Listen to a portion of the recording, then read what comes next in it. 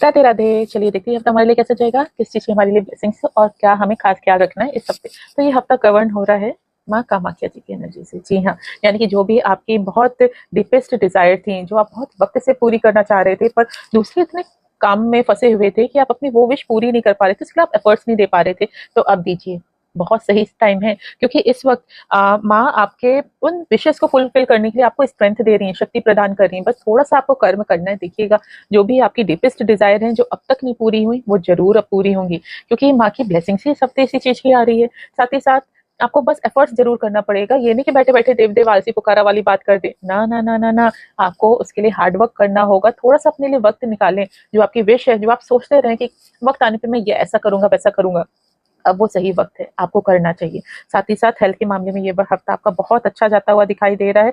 कुछ ना कुछ आपके लिए एक्साइटमेंट वाली एनर्जीज भी आ रही है, क्योंकि यहाँ पे बहुत ज्यादा अपॉर्चुनिटीज मिलती हुई दिखाई दे रही है। और अगर आप किसी प्रोजेक्ट में वर्क कर रहे हो, तो हो सकता है आप 2-3 स्टेप एक साथ ही उसे और जल्दी अचीव कर पाओ, क्योंकि यहाँ पे गोल अचीव करते हुए दिखाई दे रहे हैं। एनर्जेटिक एनर्जी है, साथ ही साथ एक्शन ओरिएंटेड एनर्जी है।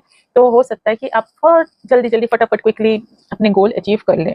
साथ ही साथ न्यू रिलेशनशिप की एनर्जीज भी आ रही है, यानी कि बहुत हाई पॉसिबिलिटीज है कि आप ना आपके रिलेशनशिप, इंटरपर्सनल रिलेशनशिप, वो बॉन्डिंग बहुत स्ट्रांग हो। ओवर थिंकिंग कर सकते हो, क्योंकि इस हफ्ते की बहुत हद तक जो एम्फेसिस है वो है केतु का, प्लैनेट केतु, जो कहीं ना कहीं हमें डिटैचमेंट देता है और ओवर थिंकिंग भी देता है। तो इसको बैलेंस करके रखने के लिए एकमात्र सहारा है मेडिटेशन। तो हफ्ते में, इस पूरे हफ्ते में 5 मिनट डेली मेडिटेशन आप करिए, सुबह भी और शाम को भी, यानी कि सोने से पहले और सुबह जागने के बाद, या जब भी आपको वक्त मिले थोड़ा सा मेडिटेशन कीजिए, तो एनर्जीज अलाइन होने शुरू हो जाएंगे। साथ ही साथ हो सकता है कि आप फील करो कि कुछ चीजों में आप ट्रैप्ड हो, फंस गए हो, निकल नहीं पा रहे हो, स्टक सिचुएशन है, पर वो बहुत टेम्परेरी है, या ये कह दीजिए कि इल्यूजन है, क्योंकि आपको एकदम से 2 या 3 स्टेप आगे की छलांग लगानी है। तो इसलिए वो डेस्टिनी आपको थोड़ा सा पीछे खींच रही है कि आप बड़ी अचीवमेंट पाओ, बड़ी छलांग पाओ।